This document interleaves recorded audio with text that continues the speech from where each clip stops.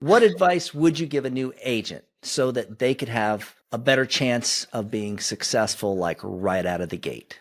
Okay, so number one, decide if you want to sell life insurance as a job or if you want to sell life insurance as a business owner. I would commit to 1 full year, put your head down, go all in, no matter what. Today's guest started out as a top producer within a couple of years of being into the industry, went from captive to starting her own agency last year, and her YouTube channel is amazing. You guys have to watch her YouTube channel. It is loaded with value. With that being said, Dana Nesen, thank you for joining me today. Hey, Doug, thank you for having me. I've been really looking forward to doing this with you. Awesome. Awesome. Me too. Been very excited. Good. So let's jump right into it. What actually got you into the life insurance industry? Were you recruited by Prime America or something like that?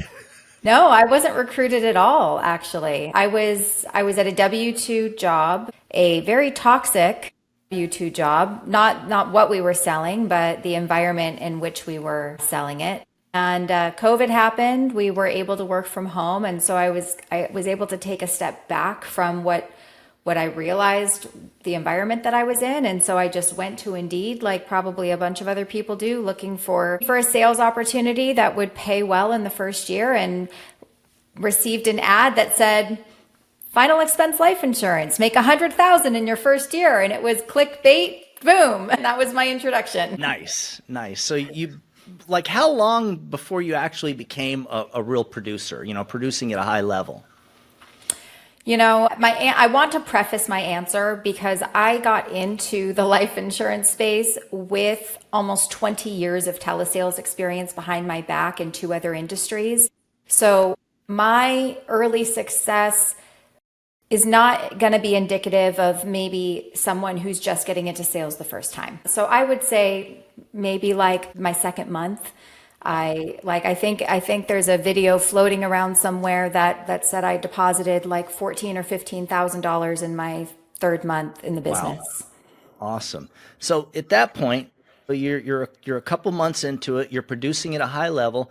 Now I know you ended up being the trainer for that agency. How long did that process? Before that came about?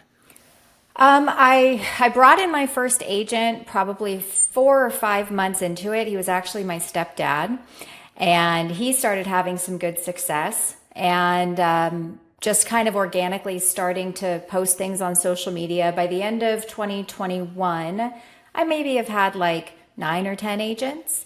And so after my first year, having a small team, I kind of just made the decision that I wanted to continue to build that team. And that's when I took a step back from personal production and started really growing it. Life insurance agents, if you'd like 20 life insurance appointments on your calendar every single day, all set by the clients themselves who actually expect to speak with you about burial life insurance, or if you'd like a copy of the free new agent remote sales file, lots of killer sales materials, just email me at doug@ufesonline.com or click on the link below in the description. All right. Excellent. Excellent. That kind of answers my next question. I was going to ask you, when did you decide to start an agency? It sounds like that was it all kind of came together as you got licensed and started your sales process. Yeah, I really didn't get into it with dreams of having an agency. I just wanted to prove that I could do it and replace my previous income. But it just kind of happened naturally, and there's no looking back now. All right. Last year, you started Empower Life Group, your insurance agency. What products do you offer for your agents? What do you guys sell? What do you do? Well, I actually started the agency this year. Okay. Yeah, so I parted ways with Lincoln Heritage in January of 2025 and started Empower Life Group in February and just started production in March.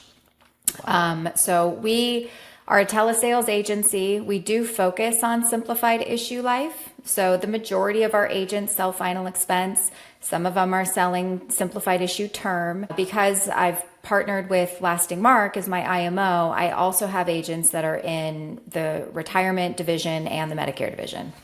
Nice. Interesting. Yeah. So Do you, because I know, let me start that question over. With Lincoln Heritage, you guys had a subsidized, free leads program, really subsidized. Is Correct. that what you're doing now, or are you working with independent agents? Yeah, that's a great question. No, we are not doing free leads anymore. Not because I don't believe in it or because I don't think it works. And in fact, people that want to work with me or interview with me, I still refer them to a free lead program because I really do believe that it's an excellent way to get started if you're looking for a job, right? And you need to make income, you need to pay your bills yesterday. Being a broker requires a big investment, especially if you're going to do it the right way. One of my leaders right now, he said something to me a year ago that I now say, which is I did not get into this business or become an agency owner to make money or profit off of other people's failures. And for me, I don't bring people in that say I have $500 to spend on leads. I want to see if I can make it work. I don't let them spend that money. It's not fair to them. Excellent. All right. So that kind of leads me to with your agency, there's so many different insurance agencies out there nowadays. And I feel like, as an agency owner, there's certain things that I feel like, I've got that most agencies don't have. What would you say it is that maybe you do or have for your agents that stands out? Well, I don't know well enough what everybody offers intimately enough to be able to say this is what I offer that other people don't. I know that I focus a lot on training, coaching, and support, which is, I think, the hill that I believe a lot of people look at me at. But not to the point where I'm hand holding and helping them sell their sales. But I do believe in constant daily training, live dials, call reviews, mindset training. So we do a ton of training. And then I also, I mean, I have like a university, university that people, when they onboard, they go through 40 modules that say step 1, step 2, step 3, step 4. So they're not just like looking at a bunch of resources and trying to figure out where to start. So I try to make it structured like a W-2 almost, but they're still investing in themselves as a business owner. Nice. I don't know if that makes me stand out, but it's something that I believe in. Well, I think it does. I mean, I hate to say it, but as an independent agent, agents are limited on really the training. That's like one thing. Every day I speak with an agent and it seems like it's why are you considering working with me? And the answer is usually the training wasn't at so-and-so or the leads. It seems to be one or the other. So the fact that you do have training, it sounds like you got a pretty cool system, is very, very cool. And guys, again, go to Dana's YouTube channel. She does live trainings there. You're going to see her making live sales presentations. Really, really cool stuff there. I love it. I love it. Okay. So let's go from training to talk about leads. Okay. I'm an agent. I'm thinking about working with you. I know leads are important. Talk to me about the types of leads that your agents have access that you recommend. Okay. Yeah. And so I don't just recommend one way to generate leads, but I did feel it was important that an IMO or an agency has like a preferred lead opportunity, not just say go buy leads and here's some sources. So I've made it very public that I've partnered with Scale My Social, who I know that you're familiar with. And that's an opportunity for an agent to be like a sub account under Empower Life Group. And Scale My Social will run 6 ads simultaneously for the agents to help them generate their own leads at the cost that Meta is charging. They pay a $500 a month management fee to have that, and then they get their leads anywhere from, and it fluctuates, but we're seeing them right now for anywhere from $5 to maybe $16 in the learning phase. Once it levels out, we're seeing it right at maybe around 8 to 12. And we're testing SMS verification. We're testing videos with 8, 9 questions. But you got to be careful. You got to find that balance between cost per lead and too many questions where the person abandons. And so we're testing all the time, but that's my primary source. And then I recommend all sorts of purchase lead types, inbound call partnerships I have now. So there's a variety. So people Nice. can stay busy. Excellent options. Yeah, I'm the advertising funnel person too. To me, I believe that really is where it's at to get the best bang for buck for the leads for the long-term agents. Yeah. Like And you you're big said, on appointments, right? Like, so right, you're focused on, you're going to have your calendar full of appointments right. and then work those appointments. I think that's awesome. Right, exactly. The fact, I mean, like in January we saw agency wide, we saw like $4.50 leads, and I'm telling the agents, the new agents, whoa, that's not normal. Don't get used to that, Right. because I know later when they have that month where the leads are $12, they're going to be like, what happened? Which is So still good, by the way, $12. yes, exactly. Please thank the Lord for $12 Go leads. to a lead vendor. You're not getting a $10, $12 lead at a lead Yeah. vendor. That's just Yes. not a reality nowadays. Exactly. Good. Yeah. So we're on the same page. How do you feel about agents generating their own leads and or using basically learning how to use their own ad funnel, maybe having it put onto their page versus doing what you do, using a company like Scale My Social? Yeah. I mean, I'm not opposed to it. So I don't want to discourage agents from doing that, but I want to help them talk through the pros and cons, like the possible pitfalls that they could experience, and then kind of empower them, not to use my company name, but to empower them to make an educated decision based on the information. So, when you start your own campaign, whether you use Scale My Social, because you can use Scale My Social to run your own campaign, not under Empower, or you can learn how to do it yourself. Your account has to go through a much longer learning phase, and you could be going for months until that account finds its audience. And your initial investment is just going to be for building that, and not necessarily an ROI. So it's a much longer play. I think it's a smart one though, because then you have complete control of your own account should you want to separate from that company. So that's a big pro. Right? You're not tied. Like anyone who has a sub account under me, I say, if you ever decide to part ways, like you can't keep that. So Right. I'm very transparent about it. But you do get an ROI much faster when you leverage an account that has an existing audience. Agreed. Agreed. The one thing that we learned when we first started using our ad platform, we were setting it up for the agents and trying to teach them how to use it. So they'd have it on their computer, their Facebook.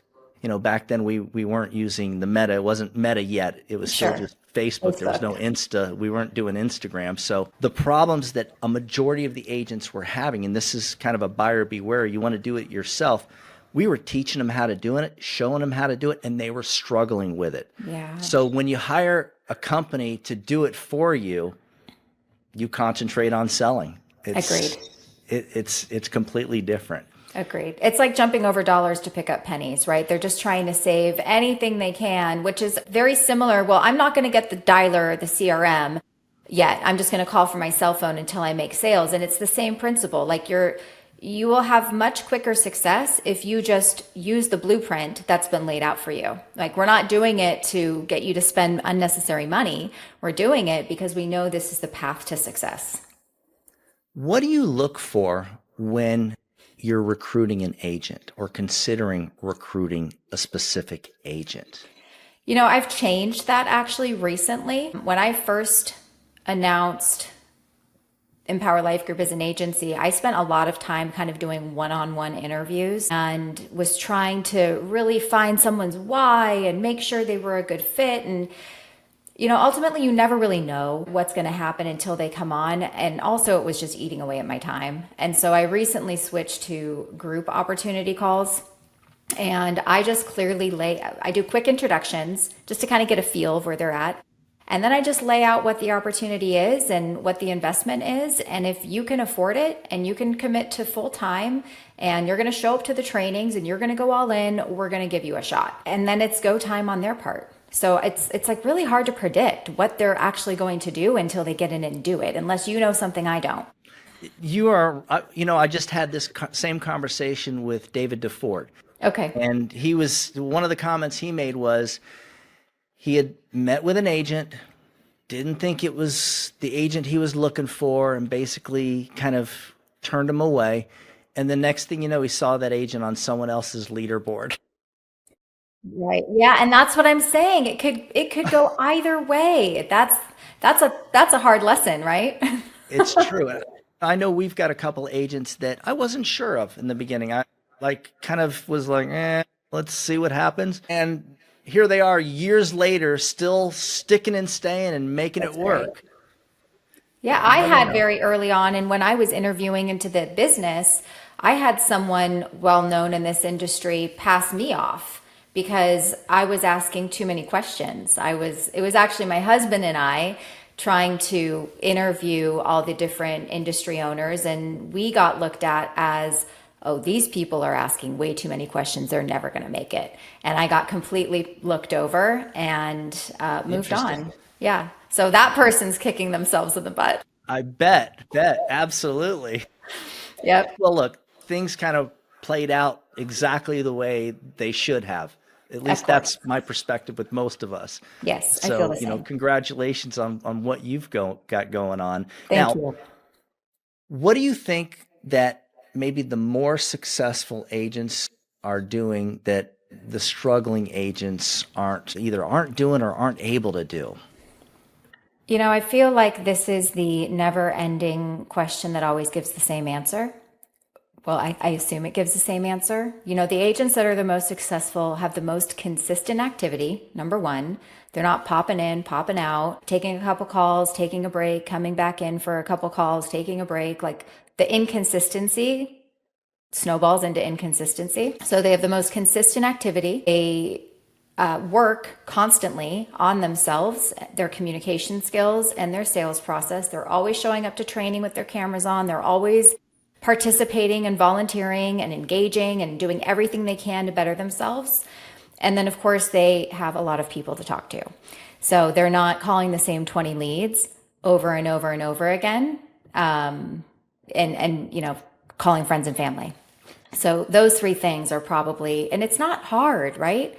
It's not, Right. there's not some special secret formula that nobody's talking about. It's really that simple.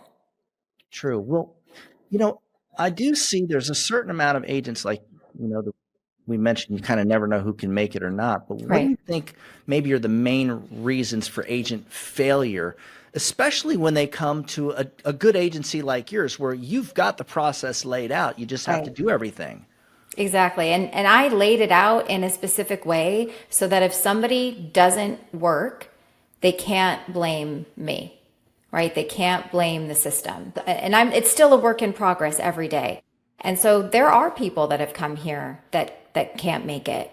And really, it's like they just can't get out of their own way. They come up with excuses about why they can't show up. They make other things in their life a priority. And usually it's everything between their ears is the reason that they can't succeed. Like I just had a conversation last night with one of my leaders and a new agent who was on my group opportunity call, knew exactly what the expectations were. We're almost a month later, and this person said, well, I have $300 to buy leads, but I'm going to go sell a bunch of stuff so I can make it work. And I was like, that's not going to happen. Like, we had to have a really big heart to heart that why did you sign up for this if you weren't able to do it? And that's what I see a lot. I see a lot of people wanting to maybe come here because we're like the shiny object syndrome now. And when when the fork hits the road, it's like, oh, I didn't really know like you were really going to want me to do this. So I think that's what I see the most is they're just not doing the thing. Yeah. There is a certain percentage of agents who will not do anything. And years ago, when I first started the YouTube channel and when I first started United Final Expense Services, basically what I did was I recruited everybody. And what I learned was over 1 out of 3 agents that I was recruiting wasn't even able to make one sale. I couldn't tell if they weren't trying or what. They would either quit or they like 1/3. And so I had to start to figure out ways, how do I weed out the ones that aren't even going to try? And I think that's the process. And it's not that I wanted to weed out the ones that wanted to try. I wanted to bring in agents that would at least give it, their best shot. Yeah. Right. And so how did you figure that out? So I'm still working. I was hoping you were going to tell me that. So one of the things, I'll tell you, one of the things that we do at my agency is we do give a couple of different options. but we ask for a financial commitment before I send up the contracting. Like I want them to pay for leads, for system, for something upfront before I'll even send out the contracting. Yeah. And I've learned that really removes a lot of people. Is it refundable if they never launch? So it's not. Absolutely not. That's the one But thing. it goes towards all their So- systems. Correct. So like one of the options, we have a setup fee for the ad funnel.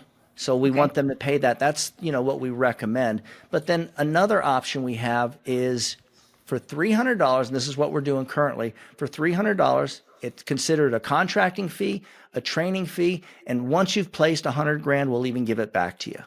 But it's not a significant amount. It's not like we're asking for, $999. It's just 300 is nothing, $300. actually. But it helps. Yeah. I feel like it really does help to, make people realize, well, I have to pay for this. I'm going to pay for this. And if they have trouble paying for that, they're probably going to have issues being an independent agent. Like the one that had $300 to buy leads. That could have been the 300. I don't know. This is a dangerous conversation, Doug. People are going to maybe now start paying us a setup fee. It should be that way. It should be. I mean, you're giving out huge value. You're why give it away? Come on. I'll Right. pay for it. I'd pay for it. If I was an agent, I would absolutely. Excellent. So speaking of an agent, let's say I'm struggling. I'm kind of new. I'm having a hard time.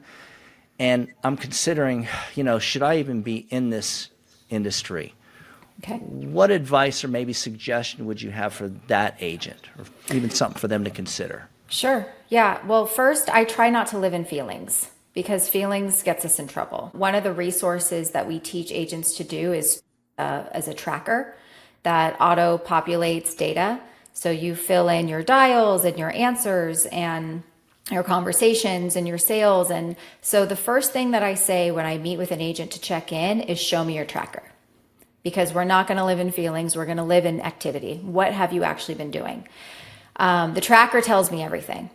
And if they haven't filled it out, that also tells me everything. And so the type of conversation I have with an agent, I put the feelings aside and I'll say, well, show me what you've been doing. And if a tracker has been filled out and I see 75 dials, 55 dials, or I see 30 pickups and 2 conversations, right? Like I can say, this is where you need help, right? This is what we have to focus on. Your first 30 seconds, your first 5 minutes. If I see 30 quotes and 2 sales, okay, well, now I know we have a problem somewhere either at the end of asking for the sale or what do you do? Like I can identify where an agent needs help based on their tracking. And if they haven't done anything to track their numbers, that's a different conversation. Now it's, well, what are you doing for yourself so that you can get the help that you need, so that I can help you overcome this hump? And then it's just to come to Jesus, right? Like, well, what are you doing for yourself? So I'm very like, feelings aside, let's look at the numbers. That's good stuff. And that's strong too. Very good. And I did note that. Thank you. Of course. All right. What advice would you give a new agent who is considering whether they should build a team or not? Or maybe they're really thinking, you know what? I think I want to start my own agency. Okay, I'm going to show you a book. Hold on, I'm going to show you a book. Okay.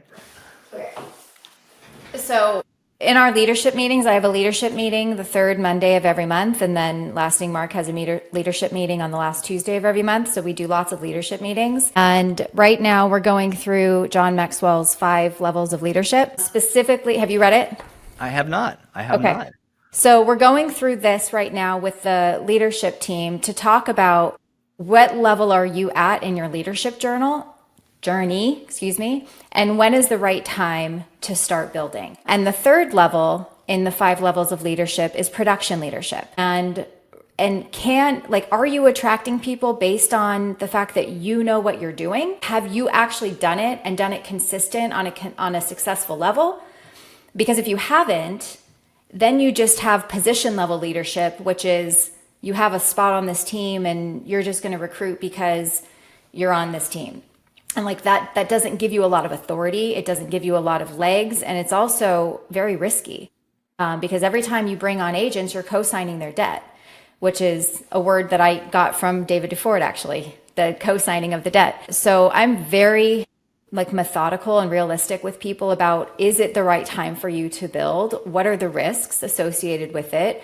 Will you maybe have to go backwards before you can leap forwards? And are you willing to do that? What type of agent are we looking to bring onto this team? And so we have lots. This isn't like a 5-minute or 30-second answer. This is weeks and weeks and weeks of building up people to be leaders so that they're ready to take on the responsibility of it. Wow, that's really cool. I got to admit it, I struggled for the first couple of years as being an agency owner. I had a couple of, I don't know how to describe it, a couple of agents basically that rolled up a lot more debt than normal. So I had a couple of those 10K plus debt roll-ups. So it took probably in my third year was when I actually started making some type of a profit from my insurance agency. So yeah, it can be risky. And I've seen downline agents. I had a downline agent a few years ago who was building her team, and she had one agent that was really producing well for about 7-8 months, and he died. And she had no way of saving the business that he was having fallen off the books. When it rolled up to her, it was such a big debt that she called it quits and went out of business. And then it rolled to you? And of course it did. Of course. That sucks. I didn't even consider the fact that an agent could die. I've never even had that thought. That was a strange one. That was a new one. And wow. Yeah, there was nothing she could do. It's like he was a road warrior. He was a face-to-face guy. Okay. Wow. Okay. Yeah, that's crazy. So yeah, I mean, building the whole recruit, not a fan, don't subscribe, 0 out of 10, recommend. What advice would you give a new agent so that they could have a better chance of being successful right out of the gate? Okay. So number 1, decide if you want to sell life insurance as a job or if you want to sell life insurance as a business owner. That's first and foremost. If you are selling life insurance because you need to pay your bills yesterday, because you're just trying to make a good income, support your family, that's probably a clue that you should work for maybe a captive company, as a W-2, or find a free leads program. And there is a lot of really good ones, right? I don't know if I can name drop any. Sure, absolutely. Right, okay. Please. So my top 3 that I know of right now, definitely SLS, Senior Life Services. I love what they're doing. I refer people to them all the time. I like Final Expense Direct. I think they have a great program. And then, of course, our friend David Duford, Dig Agency. You have 3 great choices of leaders that are all leading with so much integrity. You just have to get out of your own way and be okay learning at the expense of somebody else. There's nothing wrong with that. Now, the downfalls of this, the danger side of that, and I actually don't know if Duford has changed his stance on this, so I'm not going to speak for him. But typically, when you get into a free lead program like that, you won't get released for 6 months. So if you try it and you're you know what, I decided I don't like it, I do want to be a broker, you are probably stuck with those particular carrier contracts and you'll have to get others. And that might be too much information and maybe over some people's heads, but that is a risk. It is.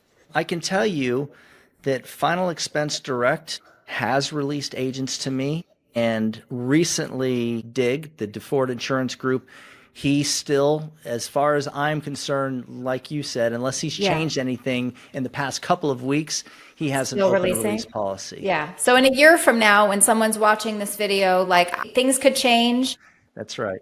But I think that if you do decide to start with a free lead program, I wouldn't do it I just want to see if it works. I would commit to 1 full year, put your head down, go all in no matter what, right? And then same thing, if you decide I want to be a business owner, I want to be an entrepreneur, I want to control my income, I want to own my book of business, same thing. You have to go all in for 1 year.